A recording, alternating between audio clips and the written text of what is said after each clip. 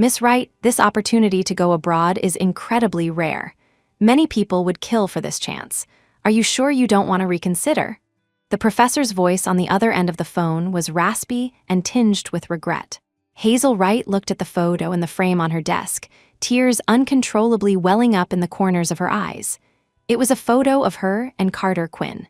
In the picture, she was nestled in Carter's arms, her eyes full of affection. After a moment of silence, Hazel spoke with determination. "Professor, I will go. Please give me 2 weeks. I still have some personal matters to handle." It took a long time before a sound came from the other end of the line. "Is this because of Carter?" Hazel bit her lip, reluctance visible in her teary eyes. Looking at the photo on the desk, she didn't answer. The professor sighed deeply and hung up first. Hazel held her phone, unable to put it down for a long time. It felt as if a piece of her heart had been hollowed out. Just then, another call came in. As soon as she answered, Carter's scolding voice blasted through. "Hazel, what the hell are you doing? Do you know you put Lydia Hall in the hospital? If you have any conscience left, get to the city hospital right now." He hung up immediately after speaking. Hazel listened, bewildered. Lydia was hospitalized.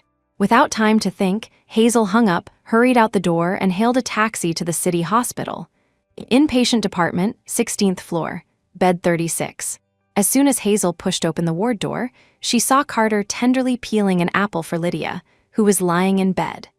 Lydia was wearing a hospital gown, her right leg wrapped in white bandages from knee to ankle. She was beaming, eating the apple slices Carter fed her one by one. "Lydia, how did you get hurt? What happened?" Hazel approached Lydia and asked worriedly. Unexpectedly, Carter, who had just been gently coaxing Lydia, instantly changed his expression when he saw Hazel. He ruthlessly pushed her away with one hand. "Hazel, Lydia is in the hospital because of you. Stop pretending to be innocent." Hazel's eyes widened in confusion. "How is Lydia's injury my fault? Carter, I don't understand what you're saying." Carter yelled at Hazel. "You asked Lydia out yesterday and pushed her towards a taxi.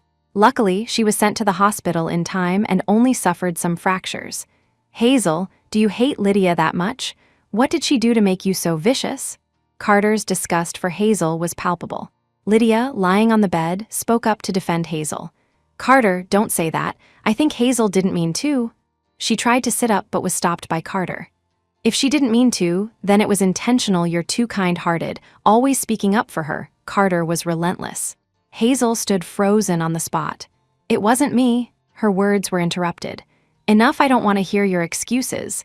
Lydia has to stay in the hospital for a week. You will make nourishing meals and bring them to her every day as compensation." Carter's words shocked her. After 5 years together, he wouldn't even give her a chance to explain. "I said it wasn't me." Tears swirled in her eyes as Hazel turned around to respond. "Hazel, you hurt Lydia like this, and you're unwilling to even bring her meals. How can your heart be so cruel?" Carter roared, acting as if Lydia were his girlfriend. "Carter, stop scolding Hazel. She'll get sad," Lydia's voice rang out, sounding like persuasion but also like gloating. Carter softened his tone slightly but still stared at Hazel with disgust. Forget it. You go. I'll stay here and keep Lydia company for you." "Who wants you to keep me company? You dummy." Lydia playfully punched Carter's chest. Watching them flirt, Hazel couldn't take it anymore and rushed out of the ward. Standing at the hospital entrance, her throat felt choked, making it hard to speak. She clenched her hands tightly until her fingernails dug into her palms. But this physical pain was nothing compared to the wound in her heart. Tears blurred her vision. It wasn't until evening that Hazel returned home. Perhaps due to the day's grief, Hazel felt dizzy, her head ached terribly, and her cheeks burned. She wrapped herself up on the sofa, waiting for Carter to return. But she waited until past midnight, and he still hadn't come back. Worried that something might have happened to him, Hazel endured her discomfort and called him. After he picked up, before she could ask, Carter said impatiently, "Don't call me if it's not important. It's late, and you'll disturb Lydia's rest." So, even this late, he was still with her. Hazel swallowed her worried words. After a long silence, she said weakly, "Carter, I think I have a fever. Can you come back and see me? There's medicine on the cabinet. Drink plenty of water. You're an adult. Do you need me to wait on you just because you're sick?" Before she could finish, the phone was hung up. "I just wanted you to care about me." Hazel muttered to herself. With no other choice, she endured the spinning sensation, got up, and boiled some hot water. Then she found a few slices of bread in the fridge and stuffed them into her mouth. She hadn't eaten all day, and taking medicine on an empty stomach would hurt her stomach. The cold bread mixed with her tears tasted bitter to Hazel, more bitter than the herbal medicine Carter used to brew for her. Hazel grew up in poverty and often ate irregularly, which gave her severe stomach problems. After they started dating, Carter felt sorry for her. He would often cook delicious meals for her, changing the menu daily. If she finished everything, Carter would praise her like he was coaxing a child. To improve her health, Carter had asked around for prescriptions. Every time Hazel fussed about not wanting to drink the medicine, he would pull her favorite candy out of his pocket like a magician to get her to drink it obediently. He had been like this for 5 years. Why did everything change after meeting Lydia? It seemed Carter wouldn't be coming back tonight. After taking her medicine, Hazel went to the bedroom to rest. The discomfort in her stomach made her toss and turn, unable to sleep, feeling her fever getting worse. In a daze, Hazel passed out. She didn't know what time it was when the noise outside woke her up. Was Carter back? Hazel struggled to get up, her face pale from the pain racking her body. Opening the door, she saw Carter cleaning up the living room. "You're back." Asking simply, Hazel realized how weak her voice sounded. Carter turned around, saw Hazel, paused for a moment, then looked away and spoke casually. "It's inconvenient for Lydia to be alone in the hospital. I have to take care of her more. Besides, if you hadn't pushed her, things wouldn't be this troublesome." "I didn't." Seeing Hazel wanting to explain, Carter cut her off directly. "Looks like you took medicine last night. See? You can take care of yourself without anyone else. Don't be so dramatic. Besides, look at Lydia. Her leg is fractured, yet she doesn't complain of pain once. She's smiling all day long, making everyone feel better. You should learn from her." From the moment he returned, every sentence was about Lydia. Hazel lowered her head silently, trying to hide her emotions. Seeing Hazel standing still at the door, Carter pulled her over and handed her a trash bag. "You don't know how to clean up the house? How can guests walk in with it like this?" Carter's tone was full of blame. Maybe he thought Hazel's illness wasn't as serious as Lydia's, or maybe he simply didn't care about Hazel's health at all. She calmly took the bag and asked casually, "Who is coming?" "Someone we know." "Lydia," Carter answered without turning his head. Her eyes suddenly widened, as if hearing a joke. "Isn't she in the hospital?" Hazel asked in disbelief. Carter replied while sweeping the floor, "The doctor said she needs rest, but she lives alone in a rental, and her parents are out of town and can't take care of her. I plan to bring her here to stay for a while." Hazel felt a buzzing in her head. Her thoughts completely froze at this moment. Moving Lydia into their home, Carter hadn't even discussed this with her beforehand. "There's only one bedroom. Where will we sleep if she comes?" Hazel tried to calm her emotions, clutching the cup in her hand tightly. "Isn't there a guest room? I've thought about it. Lydia will sleep in the bedroom, I'll sleep on the sofa, and you can sleep in the guest room." This arrangement completely disregarded Hazel's wishes. She didn't want to argue with Carter anymore. Carter only cared about Lydia now. A helpless, bitter smile tugged at the corner of her mouth, her spirit seemingly drained in an instant. Her eyes lost their light as she stumbled out of the living room. Back in her room, she clutched her chest, squatted on the floor, and tears flowed down her cheeks like a broken dam. What was the point of her staying here?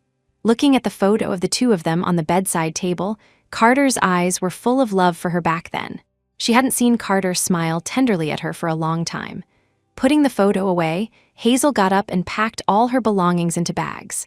After all, these things would be thrown out sooner or later to make room for Lydia's items. Just then, Carter came in. Seeing the tear streaks on Hazel's face, he said unhappily, "What's wrong with you now? If you don't want to sleep in the guest room, you can go stay at a hotel. I'll reimburse you, okay?"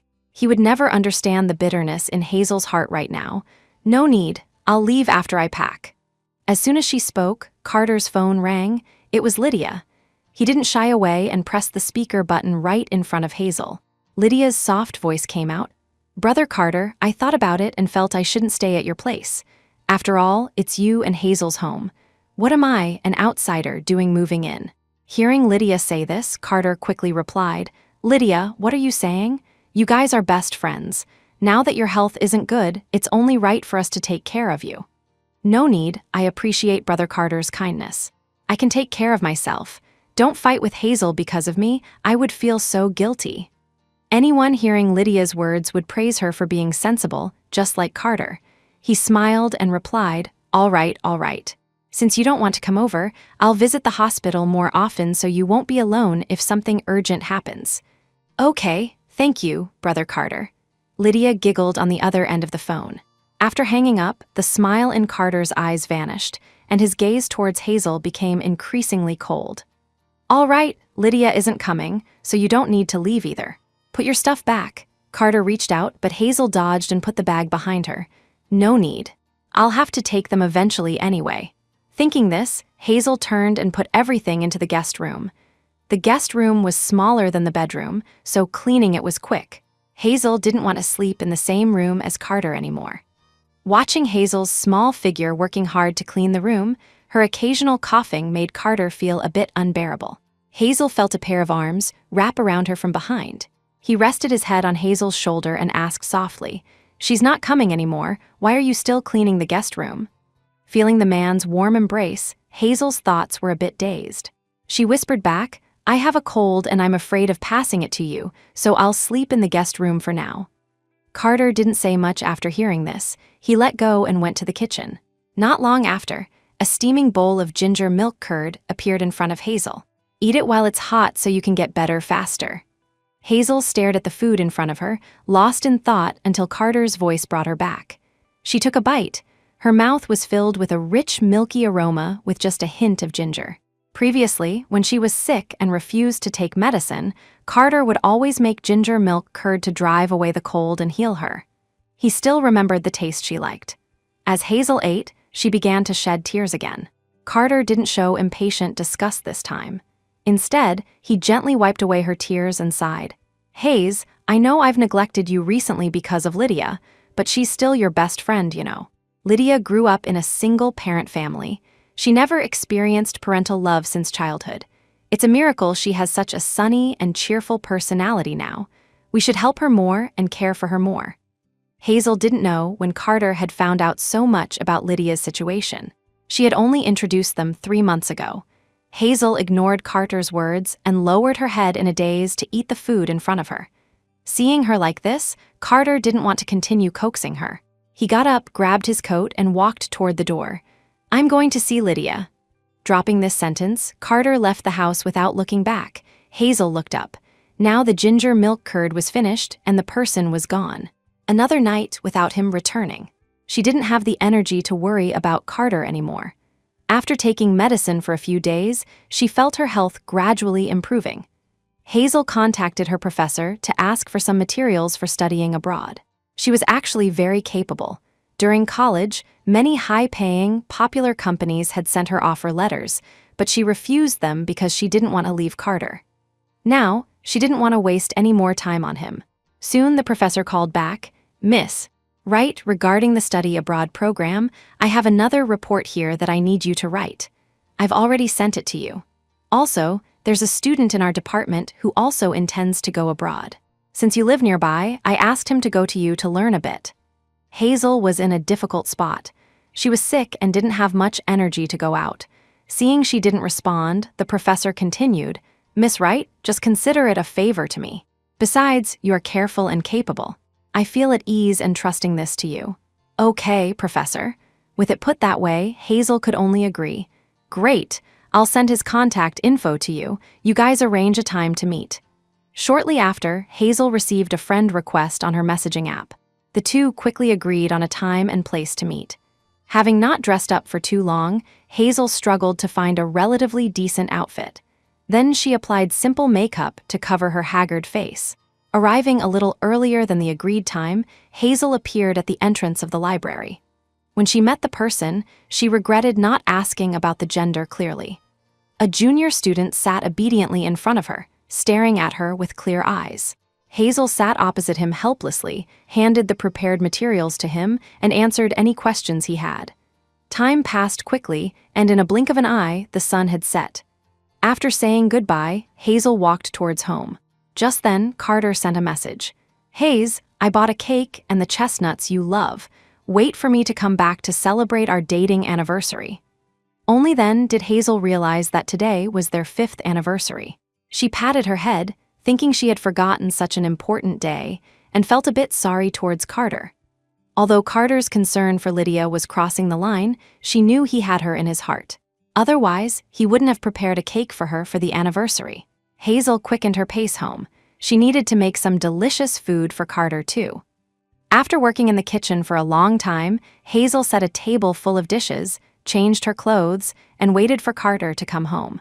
The sky grew dark. Hazel sat on the sofa, staring blankly at the door alone. Finally, the sound of the door opening came.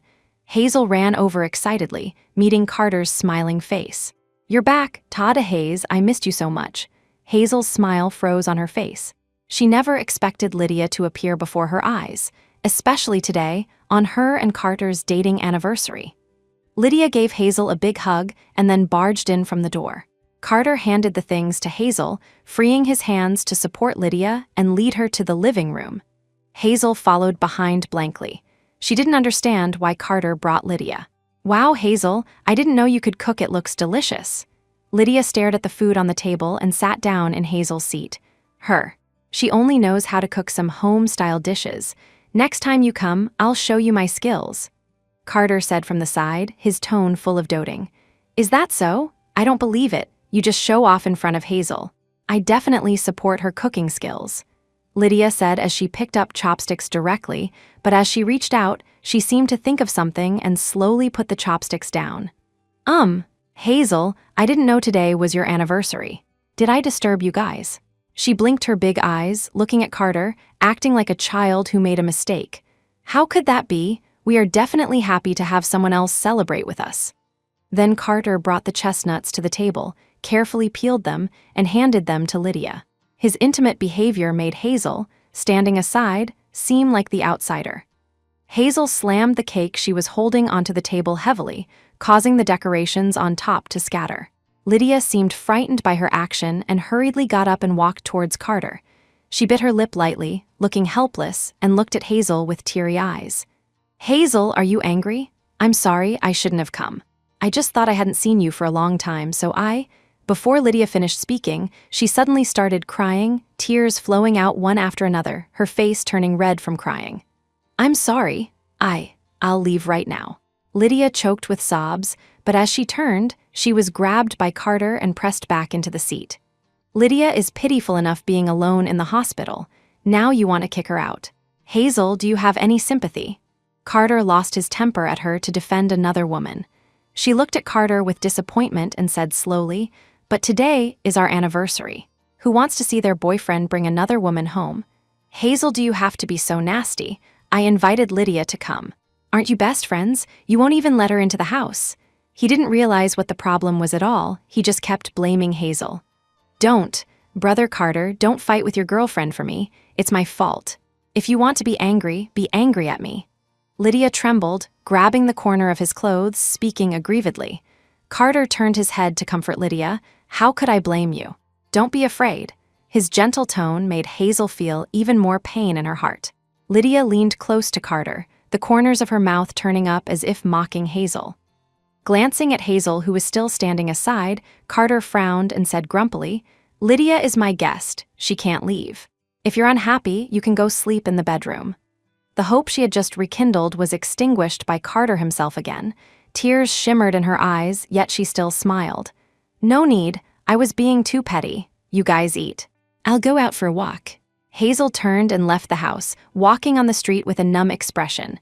Her voice was choked with sobs. "Why?"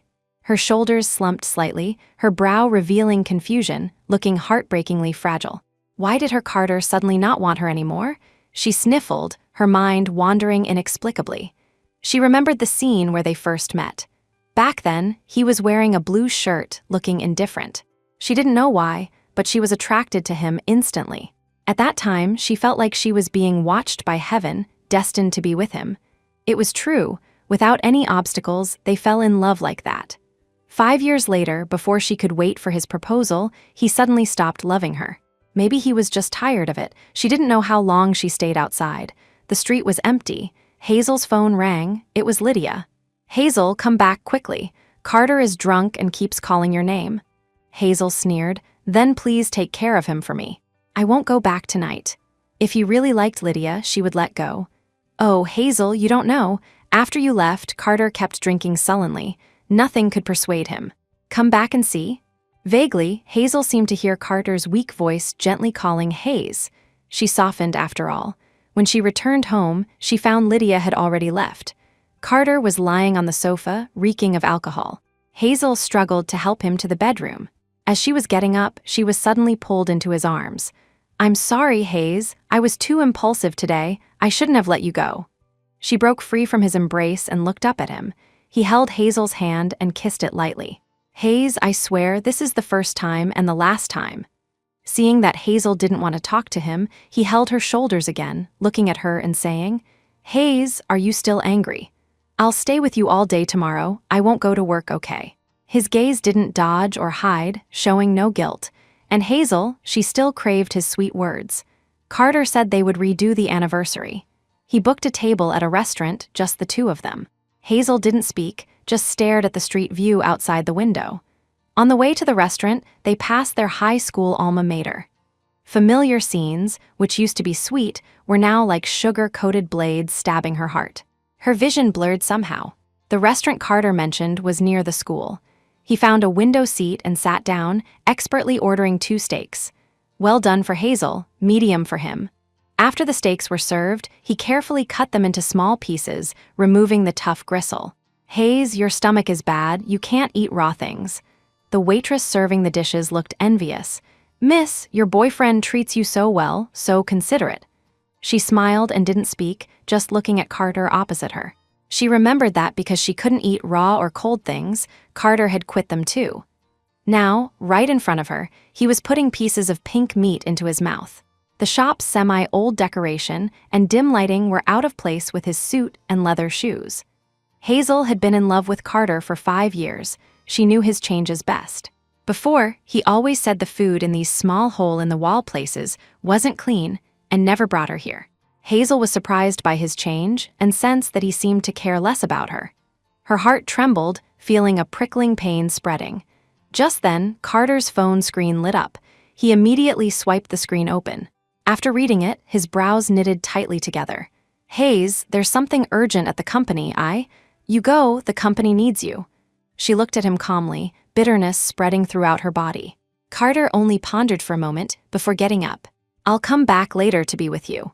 Watching his back as he hurried into the car, she realized her face was already covered in tears. He abandoned her again. When Hazel got home, she found the junior student standing at the door. Seeing her approach, the student hurried over. "Sorry, Senior Hazel, I messaged you on WeChat but you didn't reply, so I asked the professor for your address." She had been so focused on being with Carter that she forgot to unmute her phone. Hazel was about to invite him in, but the student waved his hand and said, "No need, Senior. The professor knew you didn't have time, so he asked me to bring the study materials to you." Taking the materials, the student left. Only then did she remember that her time left in the country was running out. Putting the written report into her suitcase, she received a message. It was from Lydia. Clicking it open, it was a photo. Lydia was lying half-naked next to a man, and that man was someone she knew all too well. 3 seconds later, the photo was unsent. She didn't want to believe Carter would betray her, but the unanswered calls made her trust collapse. Her eyes lost their color, leaving only incredible despair. At this moment, she just wanted to flee this place quickly and never return. She didn't have many things. Packing wasn't trouble. A small suitcase contained her 5 years of youth. Hazel took one last look at their home and turned to leave. She booked a hotel near the airport to facilitate her overseas procedures. The old Hazel chose to stay in a strange city for Carter, putting her whole heart and soul into him. Carter used her poor health as an excuse not to let her go out to work. So Hazel stayed at home, washing clothes, cooking, and cleaning for him. She even gave up her social circle, relying only on Carter. Unexpectedly, no matter how much she gave, there would be a day of abandonment. Now, she could only rely on herself. Early the next morning, Hazel's phone rang incessantly. The caller ID showed Carter. She answered the call, and Carter's anxious voice immediately came through. "Hayes, where are you? I came back and didn't see you. Also, all your things at home are gone. Carter, let's break up." Hazel thought she would be sobbing when she said this, but as it turned out, she didn't. "Hayes, what are you saying? Are you blaming me for not staying with you? There really was something at the company that day, I told you, and I said, let's break up." She repeated it firmly. There was silence on the other end for a moment, then came Carter's roar. "I don't agree. Why? Why do you want to break up with me? We've been together for so long, you can't just break up because you say so. Carter, since you don't love me anymore, let me go. Let's part on good terms." "Bullshit, how could I not love you? Have you forgotten how good I am to you?" Carter spoke faster and more urgently, as if everything was her fault.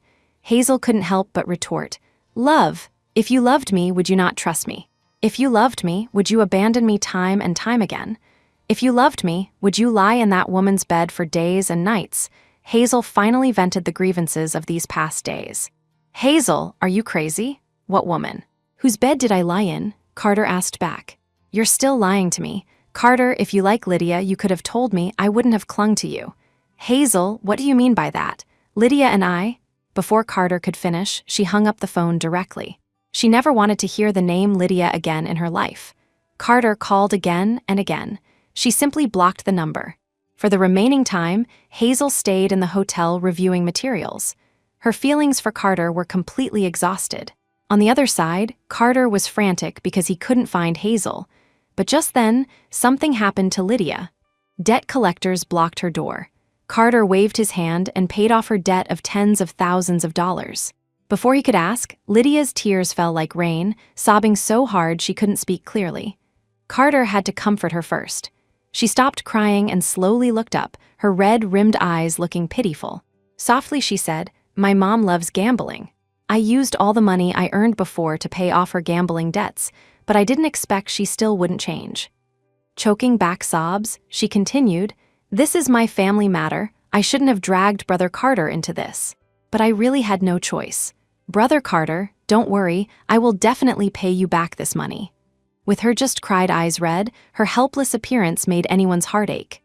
Carter immediately said, "It's hard for you to support your family. No rush on the money, pay it back when you have it. Brother Carter is so good, if only I could have a boyfriend like you." Saying this, Lydia leaned into his arms. In a trance, Carter seemed to see the old Hazel. She used to be this petite and lovely, leaning closely against him. As their eyes met, the distance between them grew smaller. Suddenly, Carter seemed to think of something and pushed Lydia away. I have something to do. You rest well at home, I'll see you next time." The sound of the door closing echoed. Lydia angrily kicked the chair in front of her. She had done so much, and Carter was almost hers. Not long after, there was a knock on Lydia's door. She thought Carter had returned and couldn't wait to open it. Unexpectedly, another man stood outside. Lydia rolled her eyes at him unpleasantly. The man retorted, not to be outdone. "Baby, you have such tricks, why not ask for more money? Then we could run far away together. That's the extent of your vision. A smart man like Carter isn't that easy to fool." The man rubbed his hands and laughed. "I was just afraid you'd be taken advantage of." Saying that, he leaned in to kiss Lydia, but she dodged him. The man was displeased. "What? You dare despise me? Don't forget I have those videos of yours." Lydia's face changed. She leaned close to the man, draped her arms around his neck, and said fawningly, "Oh, I want to take a shower first, what's the rush?" A trace of gloom flashed in her eyes, fleeting. The airport announcement sounded. Hazel walked towards the boarding gate.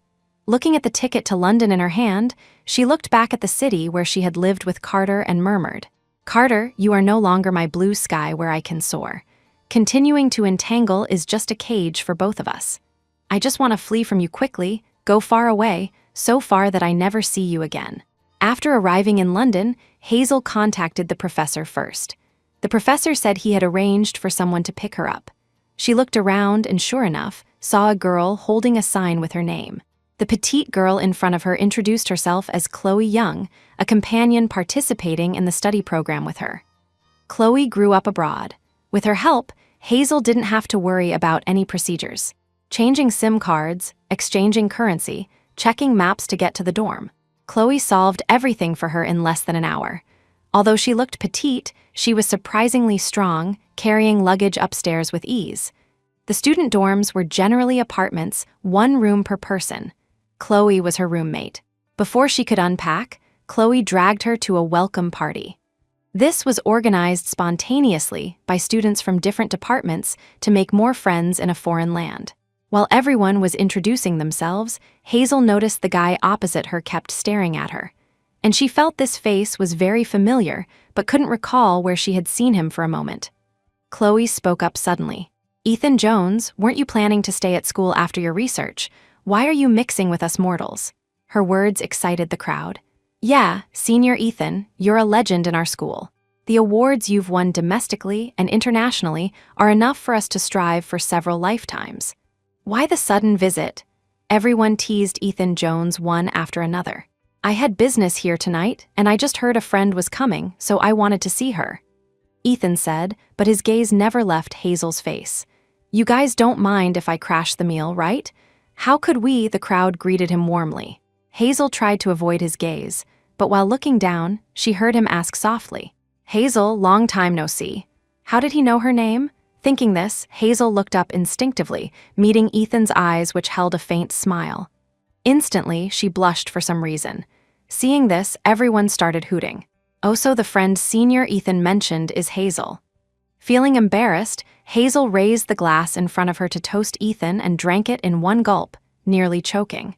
It was Chloe who slapped the table, interrupting the awkward scene. Ethan gave Hazel a deep look, then drank the wine in front of him. She had just suppressed her blushing and sat down slowly. Chloe tugged at her sleeve and winked at her. "Something's going on between you two, dear." No, Hazel wanted to say they didn't know each other, but Chloe interrupted. "From the moment Senior Ethan walked in, his eyes haven't left your face." She looked at Hazel with a smile. "You saw wrong, Chloe. Impossible. Do you think I lived abroad for nothing all these years? I can see through that stuff between men and women at a glance." Hazel felt that Chloe's overly familiar personality wasn't entirely a good thing. Since being with Carter, Hazel rarely paid attention to famous people in school, which was why she had no impression of the person in front of her, let alone knowing him. Just as she was dazed, another girl spoke up. "By the way, Senior Ethan, do you have a girlfriend? I have a distant cousin who is very beautiful, want to meet her." Her sudden questions raised the atmosphere immediately. Chloe didn't want to be outdone. "Senior Ethan, if you're single, look at our Hazel. Beautiful, well-behaved, great figure, and in the same department. What a match, right?" Hazel hurriedly picked up some food and stuffed it into Chloe's mouth to stop her from talking. Amidst the laughter, Ethan's voice suddenly sounded deep. "All right, you guys, don't joke about this kind of thing. Girls have thin skin, don't tease her." Chloe made a face at him. "Is the senior feeling heartache for the junior?" Ethan smiled, didn't answer, but didn't deny it either. Hazel stole a glance at him. Their eyes met. Her cheeks heated up and she quickly looked down again. After the party ended, Hazel supported a slightly tipsy Chloe, ready to go back. The professor called suddenly. "Hazel, didn't you tell Carter about going abroad? He called me looking for you." She didn't expect Carter to disturb the professor and apologized quickly.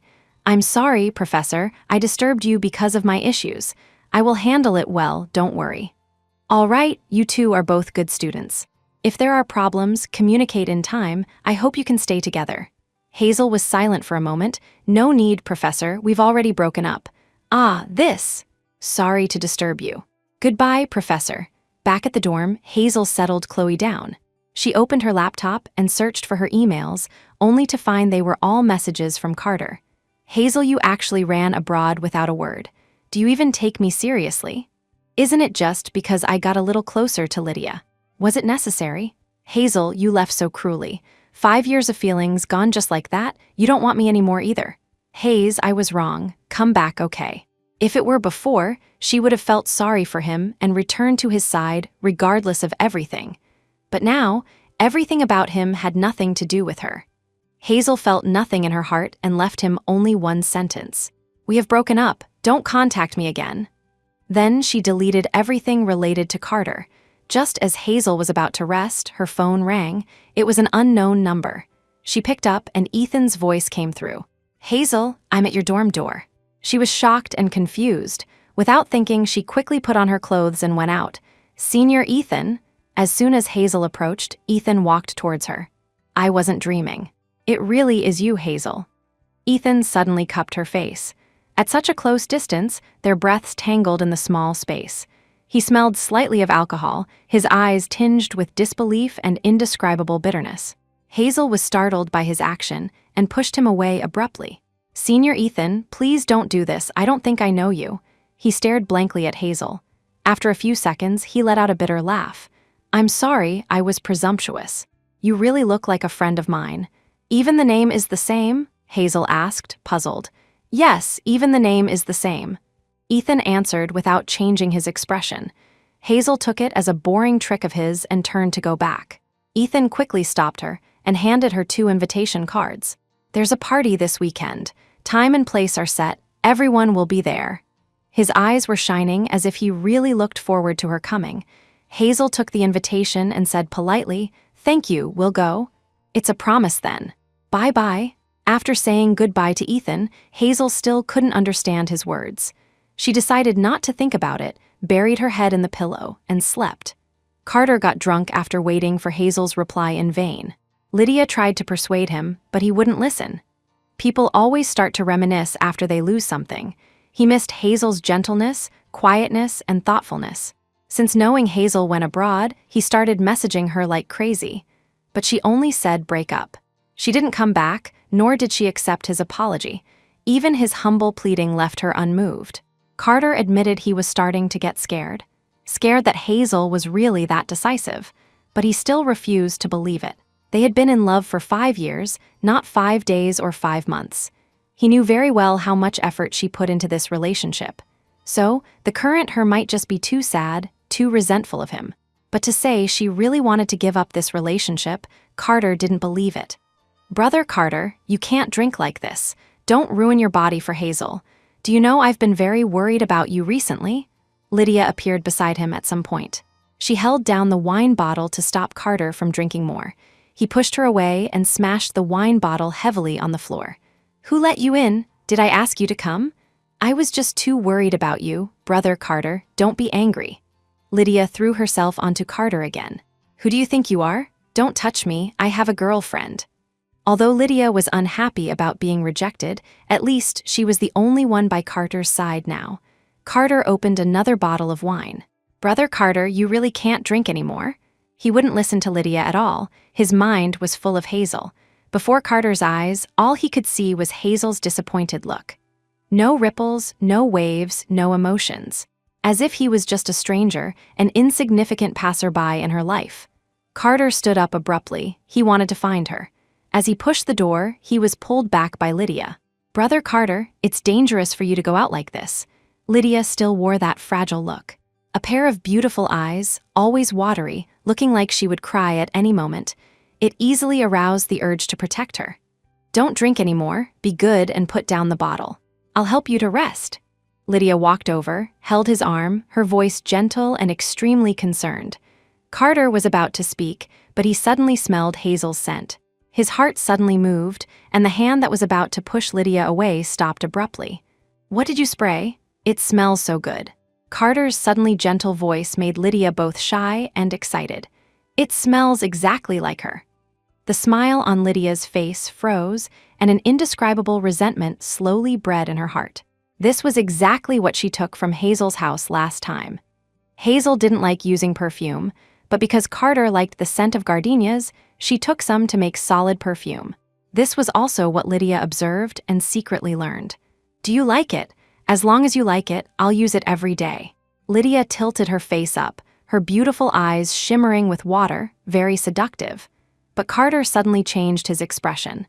Then, he even raised his hand and pushed her away forcefully. "Brother Carter?" Lydia didn't understand, trying to get close to him again. A poor imitation. Carter looked at her coldly, then walked away without looking back. Lydia stayed in place, tears of grievance bursting out. He actually said she wasn't as good as Hazel. After a few sobs, her eyes were covered by anger. "Carter, do you think you are something good? Just a few words made you abandon Hazel. Before long, I'll make you unable to forget me too. I want both your money and you." Lydia's face was full of desire.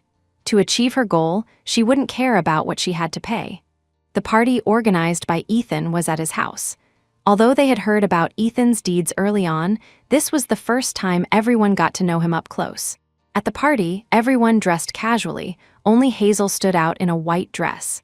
She couldn't help but want heaven to take away the genius, Chloe. Since assuming she had something going on with Ethan, Chloe tried her best to set them up.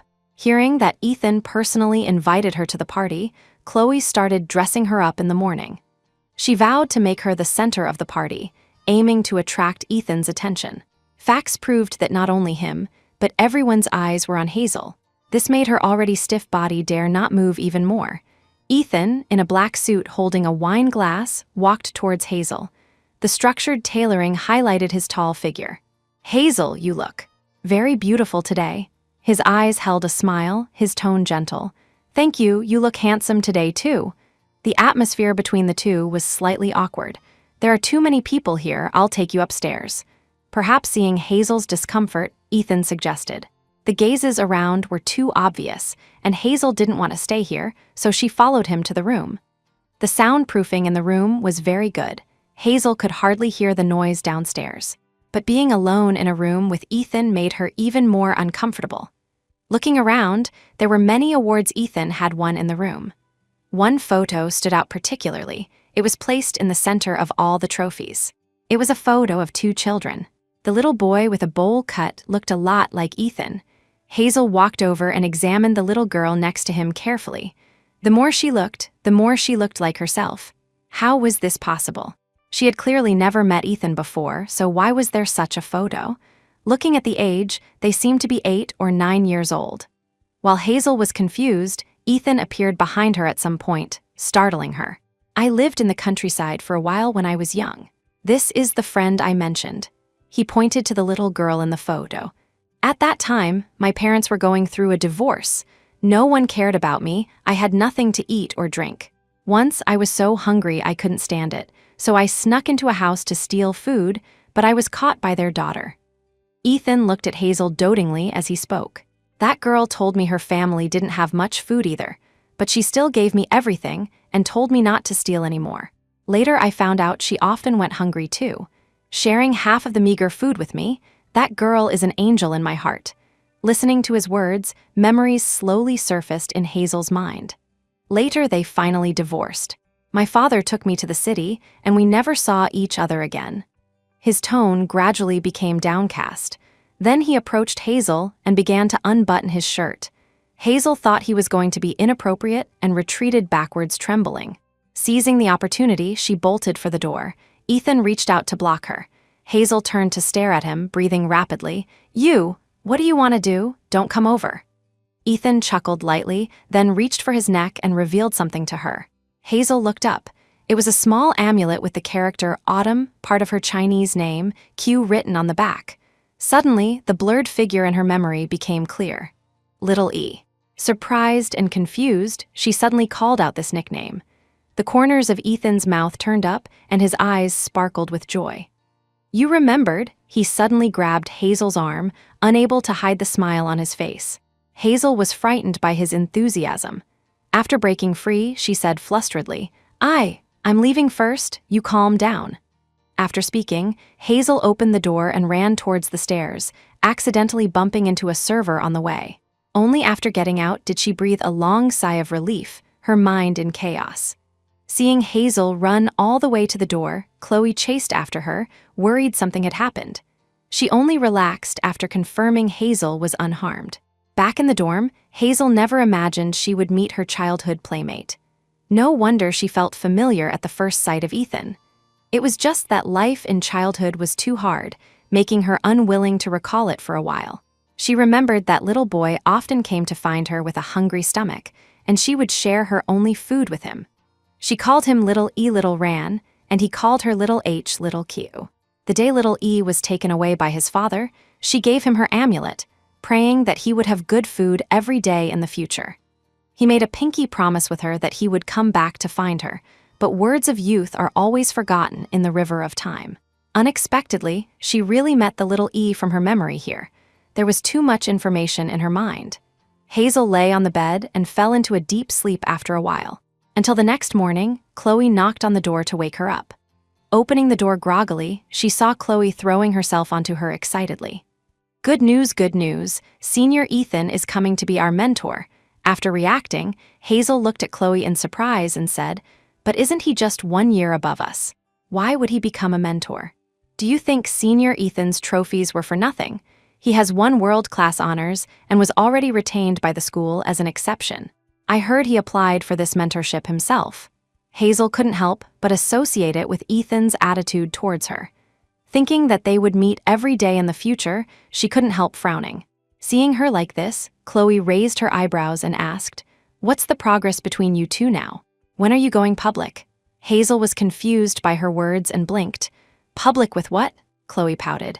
"Oh, come on, how could Senior Ethan come to be a mentor for no reason, and specifically for our year? It must be because of you." Hearing this, Hazel waved her hands hurriedly. No, how is that possible? We basically..." She stopped suddenly. She couldn't say she didn't know him now. Hazel's unclear explanation made Chloe even more firm in her judgment. Then she patted her chest and said righteously, "Don't worry, I will definitely keep the secret for you. No fourth person will know." Watching Chloe skipping away, she lay back on the bed in annoyance. In addition to completing courses, the study content also required outstanding results in a project. Hazel's #1 ranking in professional courses made many people want to be in her group. She arranged everyone's responsible areas well. Although the core part was difficult, it wasn't impossible to start. Maybe because of the subject, just the start of the project took nearly a week, and Hazel was the busiest. As the project leader, she had to ensure the quality of her team. It was another late night of overtime. While everyone was concentrating on their work, someone spoke up. "Why do I seem to smell barbecue?" Another person said, "You're dizzy from work, where would there be barbecue?" "No, I really smell it." While the two were arguing, Ethan appeared at the door carrying a big bag of things and immediately said to everyone, "I passed by and bought some barbecue, come and eat." In the blink of an eye, everyone ran over and scrambled for it. "Senior, you are too good to us, thank you so much." Chloe drooled with emotion. Ethan told everyone to eat slowly, then walked into the inner research room. Hazel was worrying over the data at this moment and was somewhat surprised to see Ethan come in. "Hello, Professor Jones." She still wasn't used to calling him a teacher. Ethan smiled upon hearing this.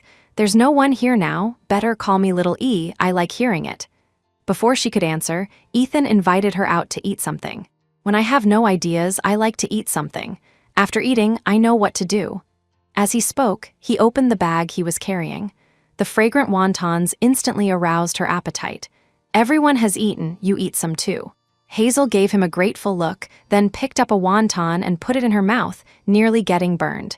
"Eat slowly, no one is fighting you for it." Ethan laughed lightly. "Haven't you fought enough?" Hazel retorted subconsciously. Unexpectedly, he laughed even louder. Hazel felt he was a bit baffling and continued to bury her head in eating. Ethan watched her silently with a pair of eyes, full of bottomless affection. "I won't fight anymore. From now on it's all yours." The voice was neither loud nor soft, just right to reach Hazel's ears. Swallowing the last wonton, Hazel hid in the research room on the pretext of research. She couldn't figure out Ethan's purpose. Looking at the research report in front of her, she simply put all her mind on the project. But what he said was indeed correct. Eating something did give her a clue. Ethan cleaned up the table and ran into Chloe, who came to hand in a report. Just looking down, Chloe had an expression of sudden realization. She teased, "I didn't expect the legendary Senior Ethan, who stays away from women, would also find excuses to send food to his girlfriend." Ethan said seriously, "We are friends." Chloe covered her mouth and snickered. Right, friends. Look at how nervous you are. I haven't even said who it is yet." Ethan was slightly embarrassed. He turned to leave, but turned back just as he stepped out the door. Do you know what girls like?" he asked somewhat shyly. Chloe looked thoughtful. "If you ask what Hazel likes, I'm really not sure. I haven't seen her use any cosmetics usually, but girls must like flowers." Ethan nodded slightly.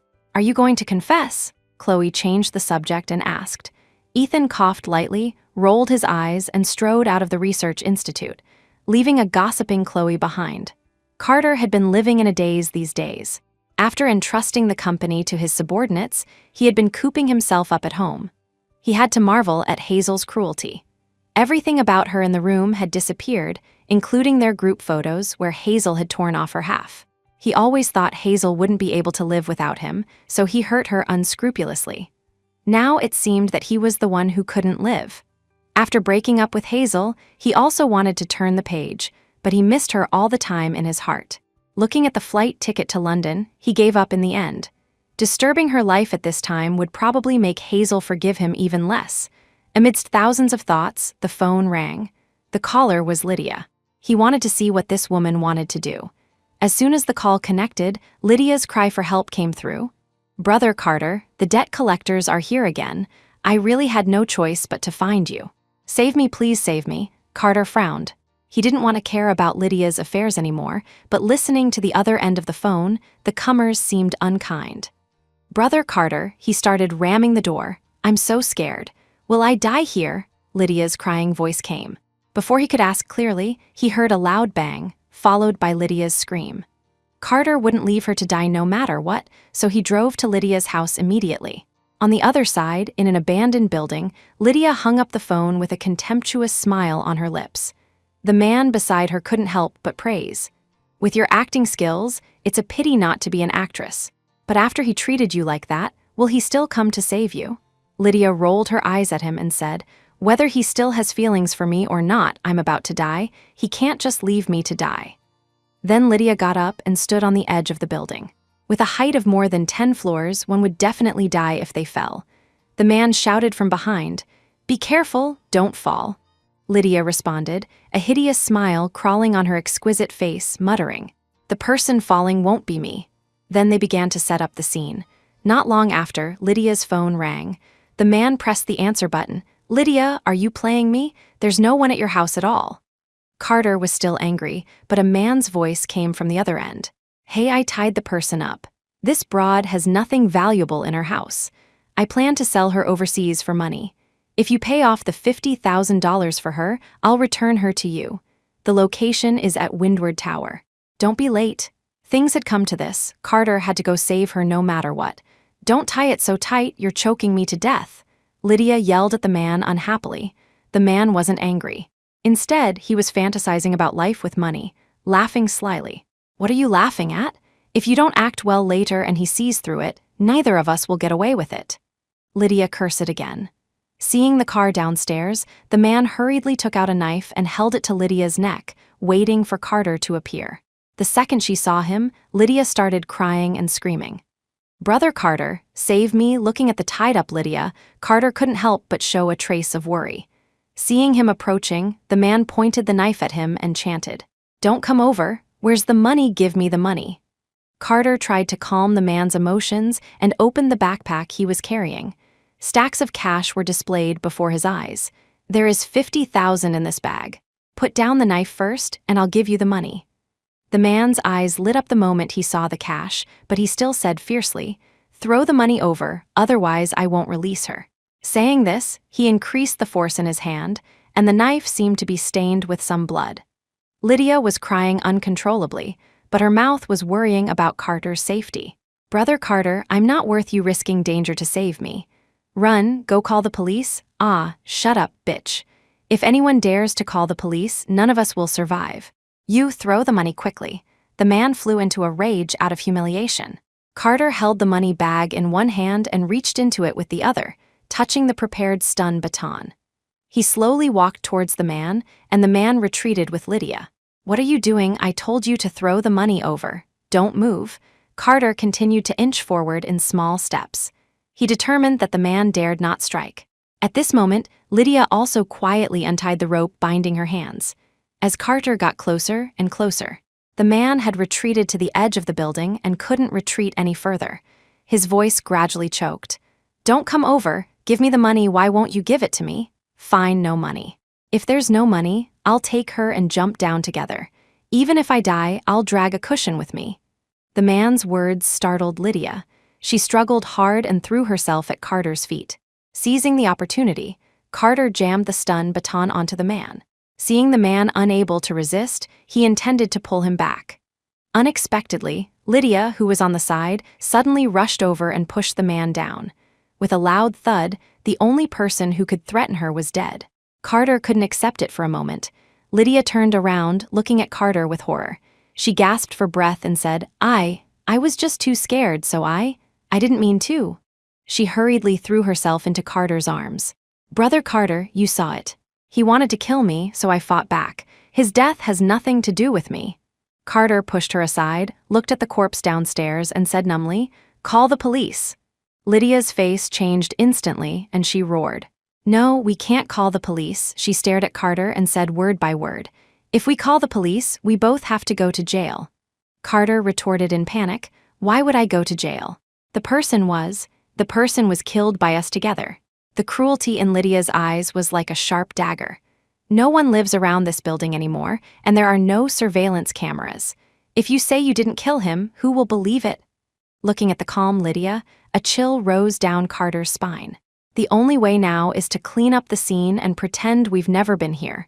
That man was just a vagrant. If we say he fell by accident, who would investigate?" Seeing Carter stunned on the side, she spoke again. "Think about your future. Think about Hazel. Does someone going to jail have any qualification to win her back?" Hesitating for no more than 2 seconds, Carter began to clean up the scene with Lydia. Carter drove, Lydia sat in the passenger seat, both harboring their own thoughts. Lydia couldn't go back to her home. She begged Carter to take her to his home, but Carter wouldn't allow another woman to step into his house now. Lydia's begging turned into a threat. Helpless, Carter rented an apartment for her outside, and he paid for her daily expenses. Carter couldn't help but regret getting involved with Lydia. Now that he couldn't even protect himself, he couldn't blame anyone else. Hazel's life abroad was going smoothly, and the project in hand also made progress. The title of talented scholar gradually spread. She originally thought that after Ethan became a mentor, things between them would become awkward. Facts proved that he was a very responsible mentor. He would do his best to help everyone and treat academic matters seriously. It was just that whenever he looked at her, his eyes were always extremely gentle, which often embarrassed her.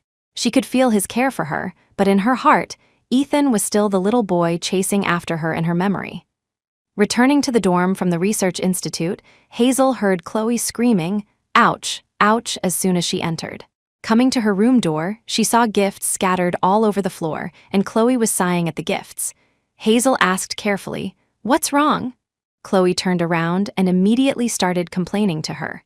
The content was nothing more than being too popular, with too many suitors around her, but most of these people didn't fit her taste, so she was melancholy.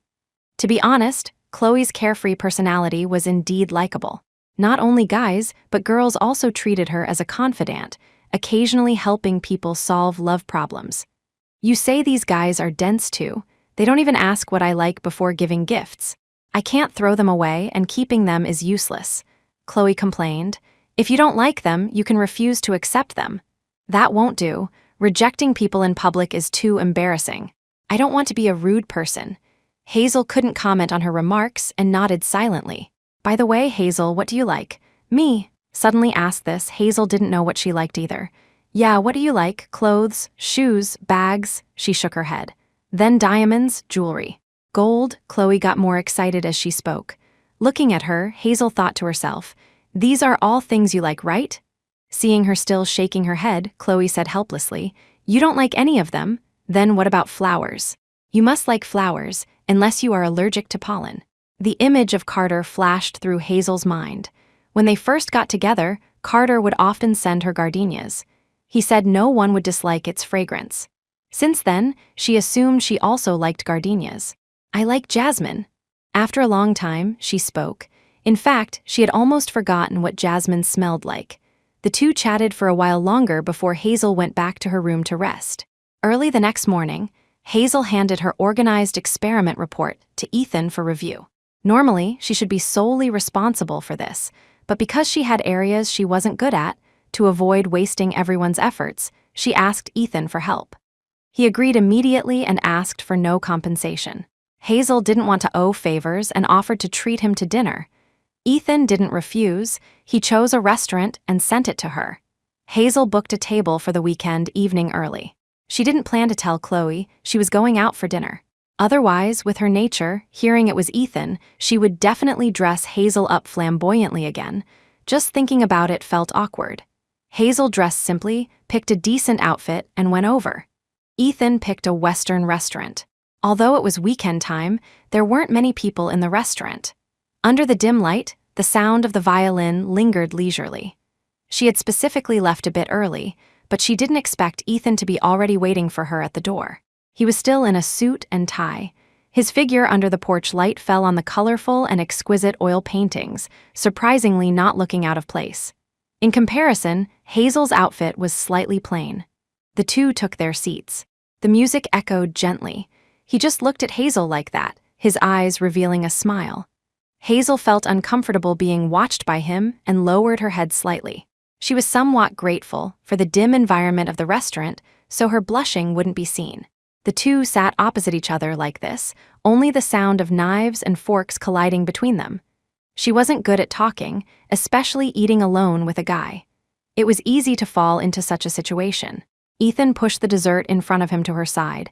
"This is the shop's signature dish. Try it, it's delicious." Hazel tasted a bit and said pleasantly, "It is delicious. If you like it, we can come often in the future." His eyes revealed endless doting and tenderness. She felt the gaze of his eyes, bit her lip uneasily, as if making an important decision, and looked up at him resolutely. "Little E, I." Before she could say the rest, Ethan raised his hand to summon the waiter, then said to her, "Follow me." He took her to the top floor of the restaurant. What came into view was a vast expanse of jasmine flowers. Pure white jasmine bloomed in the wind. The sky was filled with the scent belonging to her.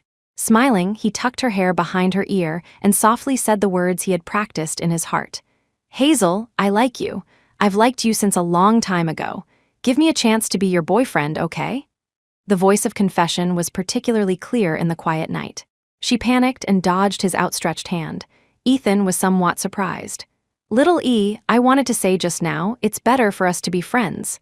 His bright eyes dimmed, and he asked in a low voice, "Is there something I didn't do well?" Looking at him, Hazel felt a bit unbearable in her heart. "No, you did everything well. It's just that I don't want to be in a relationship right now." "I can wait." He had waited for Hazel for so many years. What did it matter to wait a bit longer? Hazel didn't understand why he insisted on her. Not wanting him to wait in vain, she decided to be honest with him. "Little E, I had a boyfriend before I went abroad. We were together for 5 years, and it's only been a month since we broke up. Under such circumstances, I won't accept anyone." Ethan's expression didn't change, he just said softly, "Was he not good to you? Whether he was good or bad is in the past. I only want to achieve results in my studies now. I won't consider other things for the time being." Hazel spoke decisively, and he didn't need to dwell on this issue anymore. Ethan plucked a jasmine flower in front of him and placed it gently in Hazel's hand. "I understand what you mean. Actually, as long as you don't hate me, it's a good thing for me. It's getting a bit cold up here. Let's go down." No matter the situation, Ethan always maintained his gentlemanly demeanor. Hazel thought that after she rejected Ethan, he would stay away from her, at least not be like before. But it didn't seem to be as she expected. In fact, his gaze towards her was even hotter than before. She wanted to cry but had no tears. Day after day of high-intensity research, Hazel's body finally had problems. During class time, she was tortured by stomach pain so much that she couldn't straighten up. Chloe immediately asked for leave from the teacher to take her to the infirmary. It was just difficult for her to drag Hazel alone. Someone must have notified Ethan, because the next second he appeared in front of them. Hazel had already passed out from the pain. He carried her directly in his arms. The infirmary wasn't far from the teaching building. Chloe protected them from behind, and they arrived quickly. Hazel opened her eyes and looked at the strange ceiling. She turned her head in confusion and found Ethan pouring water aside. "You're awake. Here, drink some water." He handed the cup to Hazel. "Why are you here?" "Where is Chloe?"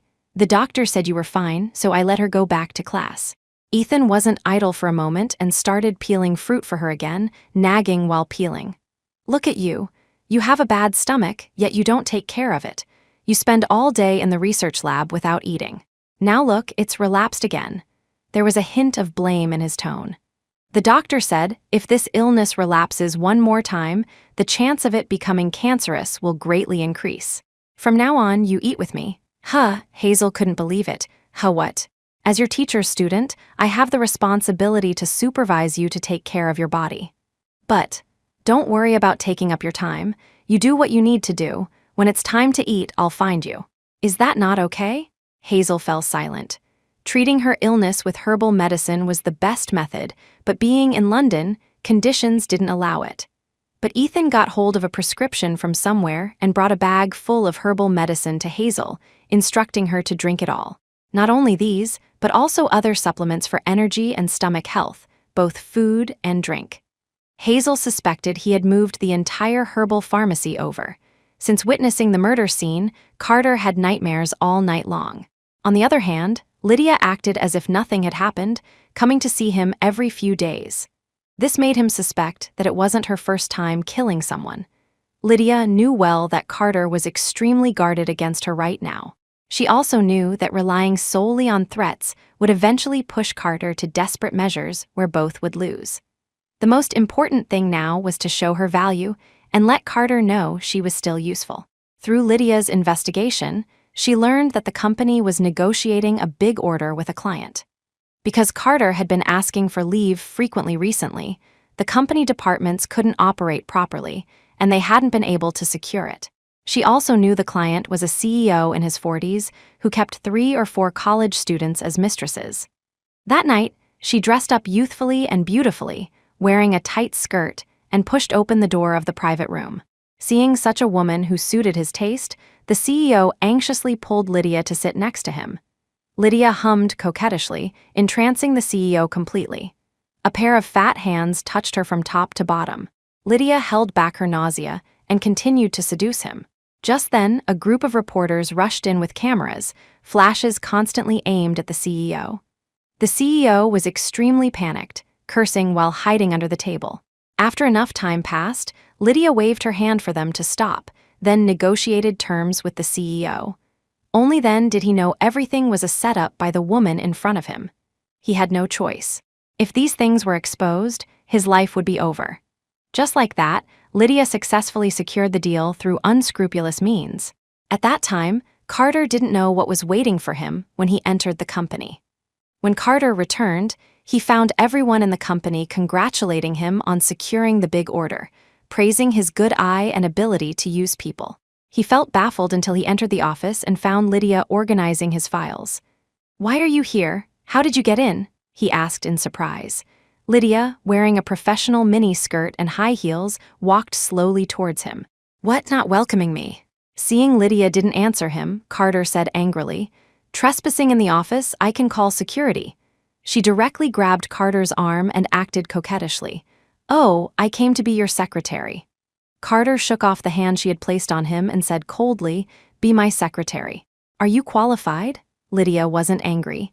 Instead, she took out a contract and placed it in front of him. "The cooperation plan for Kyandu Technology has been issued. I don't know if you are satisfied." Carter picked up the contract and examined it carefully. He looked at Lydia in disbelief. "You negotiated this yourself?" Lydia nodded, the expression on her face implying this was routine. Carter lifted Lydia's chin and whispered, "I didn't expect you to have such ability." Lydia clasped his hand, bringing her lips close to his ear, seductively saying, "There's a lot you don't know, but I will show you slowly." Just then, an employee knocked on the door, and the two quickly returned to their original positions. "Come in," Carter said after straightening up. It was the sales manager. He conveyed the evening's arrangements to Carter. "Mr. Quinn, at 9 p.m. tonight, we will discuss business with the client at the Ireland Hotel. Who do you plan to arrange to go with you?" Carter looked up at Lydia and smiled slightly at the corner of his mouth. "None of you need to go. I have my own arrangement." Although the manager found it strange, he naturally couldn't contradict his boss's arrangement. After the person left, Lydia intended to continue what she hadn't finished just now, but Carter threw an investigation file at her.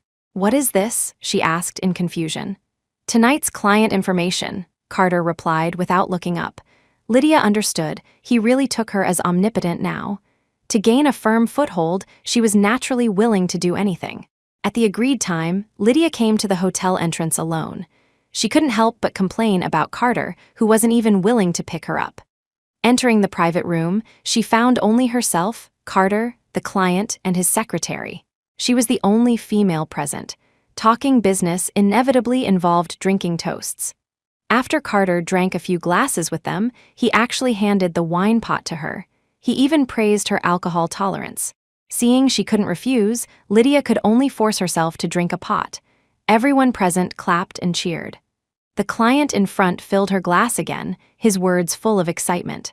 Carter also reminded her from the side to meet the client's needs at all times and keep the client happy. As soon as one glass hit the bottom, another was filled. Back and forth, Lydia didn't know how much she had drunk. Unable to hold it anymore, she turned and ran to the bathroom. When she came out again, only Carter was left in the private room. Lydia's eyes were red. While hitting him, she sobbed, seeming to be extremely aggrieved. Perhaps feeling he had gone too overboard, Carter patted her back to comfort her. Not long after, he felt the breathing on his neck getting heavier. He tried to wake Lydia up, but she had already passed out drunk. Helpless, Carter could only take her back to his home. He carried her to the bed, took off her shoes, and covered her with a quilt. Just as he was about to leave, the corner of his clothes was tightly grabbed by Lydia. As he lifted his leg, Lydia suddenly exerted force. He fell onto her with an unstable center of gravity. Alcohol-laced breath sprayed on his face. Carter felt his own drunkenness surging up too. The person in front of him gradually turned into Hazel's appearance, smiling at him. He couldn't hold it back anymore and pressed down on her. When he woke up the next day, the sun was already high. Opening his eyes and seeing the naked Lydia in front of him, Carter realized what mistake he had made. He patted his head in annoyance, wishing he could kill his yesterday self. But things couldn't be undone. Just like him and Hazel, there was no possibility of being together anymore. Lydia turned over and hugged Carter, looking shy. "You're awake. What do you want to eat?" "I'll make it." Carter removed her hand, then quickly got up and dressed, keeping his back to Lydia the whole time.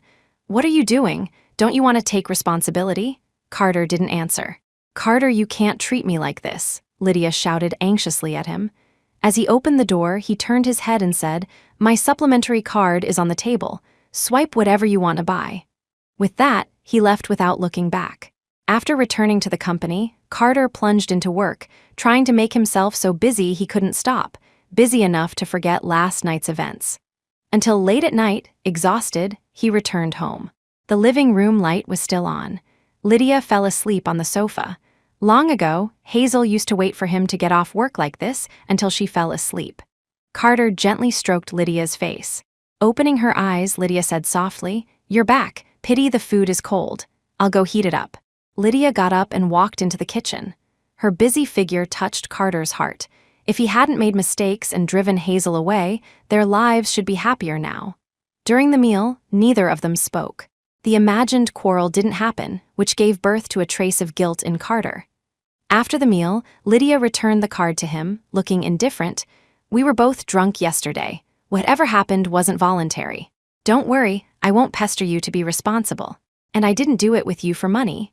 Under the dim light, the corners of her eyes were red. She simply took all the blame on herself. Her weak appearance aroused pity. Carter held her in his arms and comforted her emotions. Where he couldn't see, the corners of Lydia's mouth curled up in a triumphant smile. Now Lydia had moved into Carter's house and replaced all the furniture with new ones, looking exactly like the hostess. Although Carter wasn't used to Lydia's actions, he had no reason to object. Although they lived together now, Carter never commuted with Lydia. After all, everyone knew he had just broken up with Hazel not long ago. After that night, Carter didn't touch her again. During the day, she was Carter's secretary. At night, she was just a woman sleeping in his room. Although Carter provided her with money now and his attitude towards her was better than before, Lydia wanted more than this. She wanted to completely replace Hazel and make Carter devoted to her. But she forgot that disgraceful people can never make it to the stage. These days, Ethan appeared at the entrance of the research room whenever it was mealtime. No matter how busy she was with work, she would be dragged back by Ethan to eat on time. But she had to admit, the meals he brought suited Hazel's taste very well. Looking at her stuffed mouth, Ethan reminded her to eat slowly every time. Chewing carefully was good for her health. Your cook makes delicious food. Can't I just support them? Hazel stuffed another mouthful and said. Ethan poured a glass of water for her. I cooked these meals myself. I don't feel at ease leaving it to others. Hazel felt a lump in her throat. She quickly drank the water in front of her and asked in disbelief, You cooked the food I ate these days? You have such good skills. If you don't believe me, you can go to my house and watch me cook, he teased. Hazel was embarrassed by his words and couldn't help saying, Actually, you don't need to do these things. Your time should be spent on more meaningful things. Ethan didn't care about her words. While cleaning up the table in front of him, he said to Hazel, To me, anything related to you is a meaningful thing. Hazel's heart trembled. She didn't dare to look up at him, afraid she would blush again, so she hurriedly said she was going back to organize data and got up to leave. Ethan took in her panic. He didn't want his feelings to burden Hazel, but how could one hold back something like liking someone? As soon as Hazel returned to the research room, she saw Chloe sneaking out. Chloe. She walked quickly to Chloe. What are you doing? I left something in the room, just came back to get it, Chloe stammered. Hazel didn't mind hearing this and just instructed her to go eat quickly. Just sitting in front of the computer, she found the order of the newly printed experimental data in front of her was a bit messy. Thinking that maybe team members saw she wasn't in the room and took it back to use themselves after all, each group's research room was different, and only group members had the keys to their own rooms. Hazel continued to verify new data. While inadvertently pulling open the drawer under the computer, she found it stuffed with candy. Only Chloe knew she liked blueberry flavor. Thinking of Chloe's panicked look just now, Hazel suddenly realized that her grimacing face every time she drank medicine must have been seen by her. Unwrapping one and putting it in her mouth, the sweet taste improved her mood a lot. The project was coming to an end. Everyone had been working hard these days, and everyone was looking forward to achieving results in the final display. But what no one expected was that the things they made with their hearts would be labeled as plagiarism. Hazel was angry and went to reason with the teacher responsible for accepting materials. Unexpectedly, the project submitted by the other party had the exact same subject as theirs. Even the experimental data was exactly the same. It was just that their submission time was a day earlier than Hazel's group. She compared her organized materials with the other group in front of the teacher, but no matter what she said, the teacher only recognized the submission time. Although angry, right now there was no evidence to prove they weren't plagiarists. Hazel returned to the Research Institute dejectedly. Ethan had arrived at some point. He told everyone not to panic and think carefully about why the experimental data leaked. Logically, the research rooms arranged by the school distributed keys strictly according to the standard number of people. There couldn't be a case of wrong distribution. Since other groups couldn't enter their research room, the loss of data could only be. There's a mole, everyone shouted in unison. But no one could be sure who the mole was for a moment. Hazel didn't believe anyone would betray everyone, so she persuaded the crowd to change their thinking direction. At this time, a team member shouted, It's Chloe Young. Everyone turned to look at her. The sudden accusation made her panic. Chloe's eyes were flustered, and she said uneasily, No, it's not me. How could it be me? I saw you with my own eyes going to the research room while Hazel wasn't there that day. And a few days ago, you were always wandering around the entrance of the research room without going in. You must have been keeping watch for the person stealing experimental data. His words mobilized everyone's emotions, and they accused Chloe one after another. Everyone didn't listen to her explanation and threatened to post her personal information on the school website to let everyone know she was a traitor. Under everyone's accusations, Chloe couldn't take it and ran out of the Research Institute. Hazel stopped everyone. She believed Chloe wouldn't be a traitor and begged everyone to give her some time to find evidence. Although everyone was willing to believe Hazel, the school was about to conduct the final project presentation soon. If they couldn't produce a work, it wouldn't just be embarrassing. More importantly, it would mean blank report cards. Everyone's study opportunity didn't come easily. Some people needed to rely on this study result to get qualifications for famous schools or olive branches from famous companies. More importantly, as the project leader, Hazel bore more pressure than anyone else. On the way Ethan took her back, Hazel kept frowning tight. He comforted her, saying things would turn around. Back at the dorm, Hazel heard Chloe crying. She poured a cup of hot water and brought it to Chloe. Seeing Hazel coming, Chloe turned her face aside and said aggrievedly, "Do you also think I leaked the data?" Hazel sighed and said, "Although I haven't known you for long, I believe this definitely wasn't done by you." Chloe turned her head, her tear-stained eyes instantly turning red. She hugged Hazel tightly, the feeling of being believed making her sob again. Hazel patted her back gently to comfort her. After she calmed down, Hazel intended to let her rest well first before asking her about related matters. Chloe spoke up at this time. "Actually, what they said about me being sneaky and wandering at the door of the research room is all true." Hazel was somewhat surprised. Chloe waved her hands hurriedly and said, I wasn't looking out for the person stealing experimental data. Oh, to tell you the truth, actually I lost my key once." Why didn't you say such a big thing earlier?" Hazel said anxiously. "I intended to tell you guys, but the key was only lost for a little while. After finding it, I forgot about it. I thought it wasn't a big deal." Chloe said regretfully. In previous years, many projects were ruined because of key theft incidents. Hazel had emphasized again and again that everyone's keys shouldn't leave their person. Anyone who lost a key must report to her and then change the locks collectively. Doing this was to ensure everyone's labor results were not destroyed. Unexpectedly, someone still found a loophole. "Where did you lose the key?" Matters having come to this, Hazel could only ask clearly first. "Just the coffee shop at the school gate. I often go there to eat." Although Hazel was angry at her careless nature, the most important thing now was to find the person who stole her key. She told Ethan about the matter and agreed to go to the coffee shop tomorrow morning to try and check the surveillance. Time was running out for them. After arriving at the coffee shop, they found the owner directly. After informing him of their purpose, the owner stated that the store's surveillance couldn't be viewed casually. Ethan immediately took out a stack of US dollars. The owner's eyes lit up instantly. Then he took them into the lounge upstairs. Through Chloe's description, they found the surveillance of that day. But unluckily, the seat Chloe sat in was exactly in a blind spot of the surveillance. They only saw a woman in white quietly taking her keys and returning them while she was searching. The interval was no more than 5 minutes. Hazel asked Chloe to hurry and recall what that woman looked like that day. But that person was wearing a mask. Obviously, she came prepared.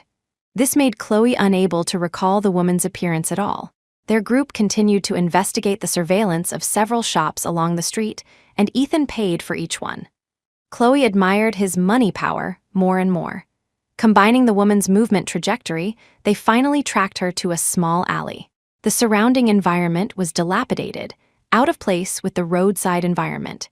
Hazel took the captured photo to ask passersby, but alas, everyone's surveillance wasn't clear, resulting in no one knowing who this woman was. Just as Hazel continued to inquire, a woman suddenly caught her attention. She was wearing a mask, head down, walking quickly past them. Hazel ran to her immediately. Before she could open her mouth, the woman suddenly started running. Ethan immediately chased after her. The woman wasn't fast, but because he wasn't familiar with the route in the alley, he was hit several times by the woman using surrounding objects. Fortunately, he finally caught the woman. Comparing the photo, it was indeed this person who took the key. Just as Hazel wanted to take off her mask, a man's voice suddenly came from behind. Turning back, they saw 7 or 8 street thugs walking towards them holding iron bars. Ethan immediately protected the 2 behind him. The caught woman gave the opposite side a look and left the scene. These little thugs looked fierce. Now they were outnumbered. If they couldn't run out, who knew what kind of beating they would suffer? Ethan had roughly figured out the route in the alley during the chase just now. He whispered to Hazel to follow his instructions later. When he said run, run, don't worry about him. But Hazel was still worried that this group of thugs would do something. She tugged lightly at the corner of Ethan's clothes, looking at him with a face full of worry. Ethan gave her a look saying not to worry, then grabbed a wooden stick beside him and rushed forward. He dodged a thug's fist sideways, then quickly counterattacked, hitting the opponent's stomach with the stick. Another person pounced from his side. Ethan turned around and elbowed him hard on the back. The leader with yellow hair waved his hand, and the underlings behind him swarmed up. Ethan showed no fear. Although he usually looked gentle and cultivated, at this moment, to protect Hazel, he seemed like a different person. Sounds of fighting rang out.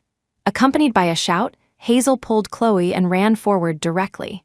Endless screams came from her ears. After sending Chloe to the street side, she instructed her to call the police quickly, then turned and rushed into the alley again. She wanted to go back and find Ethan. At this moment, Ethan was outnumbered. An iron bar hit his arm heavily. He couldn't help groaning but still didn't retreat. Just then, he suddenly heard Hazel's voice. Little Hazel was running towards him from a distance. Her heart was full of worry and guilt, guilty for bringing trouble to Ethan, worried he would be injured by the thugs. Ethan struggled to shake off the people behind him, then grabbed Hazel and ran forward. Fortunately, the police station wasn't far from here. After the police moved out, those thugs scattered. Hazel supported Ethan, looking at the wounds on his body. She couldn't help showing a distressed look. "It hurts a lot, right?" Ethan was still comforting her at this time, gently wiping away tears from the corner of her eyes. "Seeing you're okay, it doesn't hurt anymore." Hazel slapped his shoulder angrily. Still joking at a time like this, Ethan yelled ouch, startling her. "Did I hit a sore spot? I'll rub it for you." "Oh my, I say you two should stop being lovey-dovey at a time like this." Chloe's voice sounded, interrupting his beautiful time. Ethan glanced at her lightly. Then the two helped him to the hospital together. Fortunately, Ethan wasn't seriously injured. He just couldn't do strenuous exercise recently and needed to rest for a while. As for those thugs who hurt them, because they often walked on the edge of the law, catching them wasn't easy. Moreover, people like them had their own underground organizations and might retaliate. Because it concerned Hazel's life safety, Ethan canceled the pursuit of them. "Then didn't he get beaten for nothing?" Chloe muttered softly. Although Hazel was also very angry, if they really provoked them, who knew what would happen? They could only endure it. But after this incident, it would be difficult to find that woman again. Amidst worry, Chloe suddenly said she had to go back to school. Hazel felt the matter hadn't been resolved. If she went back now, she would definitely be scolded again. But Chloe expressed that she had to bear the consequences for doing something wrong and couldn't always trouble others.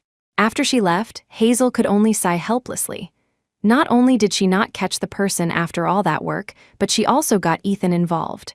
Looking at Hazel's frowning face, Ethan handed a file bag to her. "What is this? Open it and see." Hazel opened the file with doubt. The content inside surprised her.